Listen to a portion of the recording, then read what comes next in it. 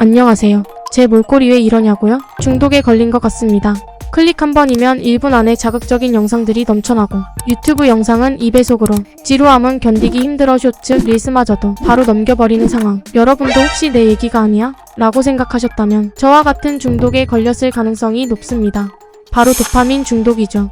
오늘은 현대 과잉시대에 살아가는 우리들의 이야기, 도파민과 중독에 대한 책, 도파민 네이션 읽어보겠습니다. 이 책은 스탠퍼드 대학교 의과대학 교수이자 중독치료센터를 이끄는 정신과 의사 에나렘 킴 박사가 환자들과의 상담 치료 내용과 더불어 자신의 중독 이야기를 녹여 도파민에 대한 설명과 근본적인 해결 방법을 얘기해주고 있죠. 하루의 끝엔 맥주가 없으면 안 되고 야식을 끊으려 해도 자꾸만 배달앱에 손이 가는 이유, 다짐을 해도 반복되는 나날들은 개인의 약한 의지 때문만일까요? 아닙니다.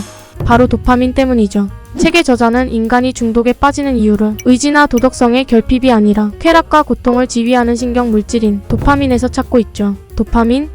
도파민이란 무엇일까요? 도파민은 뇌에서 쾌락의 보상을 관여하는 신경 전달 물질 중 중요한 요소이죠. G 도파민 실험으로 설명하자면 유전자 조작으로 도파민 생성을 못하는 쥐는 코앞에 음식이 있어도 먹지 않아 굶어 죽지만 입 안으로 음식을 넣어주면 씹어 먹으며 즐기듯 반응을 한다는 것이죠. 그만큼 도파민은 동기부여에 많은 작용을 합니다. 그렇다면 도파민은 언제 분비될까요? 도박 실험을 예로 들면 금전을 잃고 따는 결과에 반응하는 도파민의 양보다 예측 전 상태의 도파민의 양이 더 높았다고 합니다. 즉 도파민은 불확실성에 반응하며 보상 그 자체의 쾌락을 느끼는 과정보다 보상을 얻기 위한 동기부여 과정에 더 큰 역할을 하며 도파민이 어떻게 분비되는지 알 수 있죠. 이러한 현상은 가까이에 있는 SNS에서 불확실한 좋아요와 댓글 반응에 민감한 우리의 모습에서도 잘 녹아져 있는 현실이죠. 과학은 도파민과 더불어 획기적인 발견을 합니다.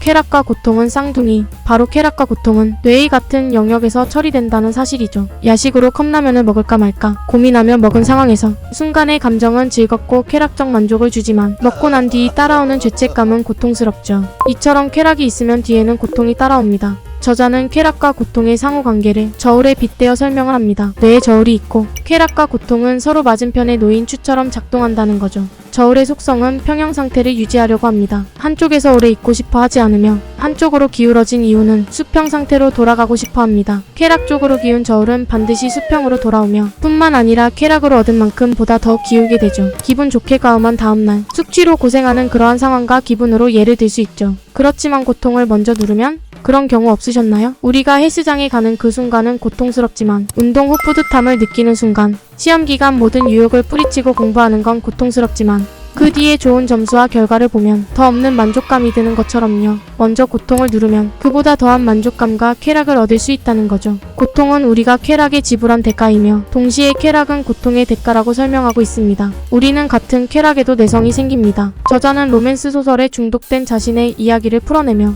트와일라이트 시리즈를 두 번째 읽었을 때보다 첫 번째 읽었을 때만큼 기쁨과 만족이 덜했으며 이전보다 더한 짜릿함을 느끼고 싶다는 욕구가 생겼다 말합니다. 예전에 느꼈던 느낌을 다시 가지기 위해선 더 강력한 형태의 자극이 필요한 것이죠. 과도한 자극의 쾌락은 중독으로 이어지고 쾌락으로 기울었던 저울은 반대로 고통으로 이전보다 더하게 기울게 되는 것이죠.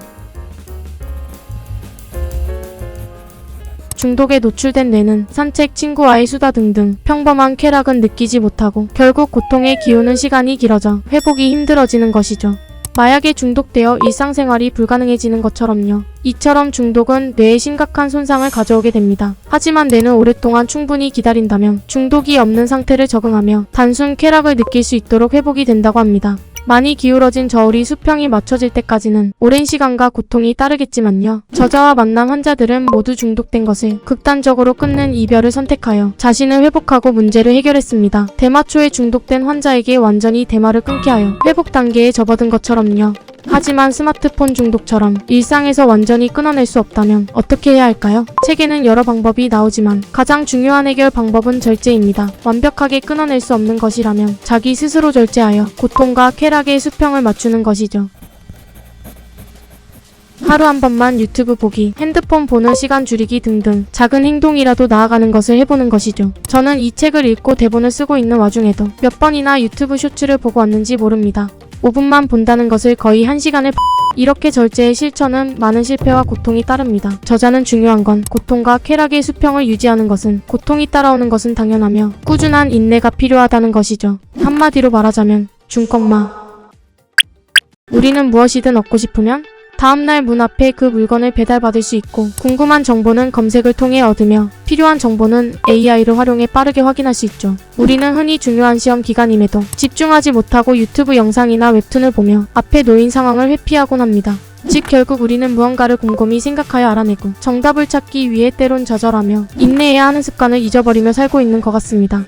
그렇지만 모든 발명과 발견은 많은 실패와 지루함 속에서 피어났다는 사실, 중독과 안 좋은 영향으로부터 자신을 내버려 두지 말고 쾌락이 아닌 고통을 먼저 누르며 따라오는 뿌듯함을 만끽해보는 것은 어떨까요?